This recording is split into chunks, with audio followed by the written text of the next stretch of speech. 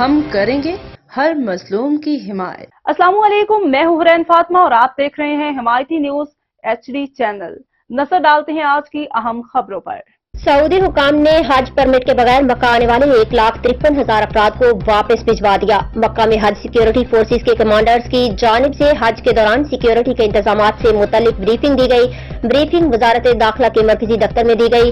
Press conference سے خطاب کرتے ہوئے حج سیکیورٹی فورسز کے کمانڈرز کا کہنا تھا کہ ہمارا اولین مقصد حاجیوں کی حفاظت اور سلامتی کو یقینی بنانا، حج پرمٹ کے بغیر افراد کو مقدس مقامات میں داخل ہونے سے روکنا اور مکہ کے داخلی راستوں پر سیکیورٹی حصار نافذ کرنا ہے تاکہ غیر مجاز داخلے کو روکا جا سکے۔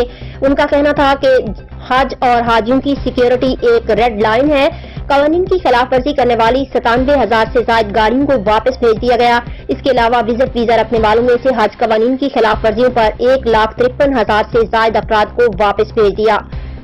انہوں نے مزید کہا کہ حاجیوں کی خدمت کے لیے سیکیورٹی اہلکاروں کو فوری کارروائی کے لیے تمام انسانی اور مادی وسائل فراہم کیے گئے۔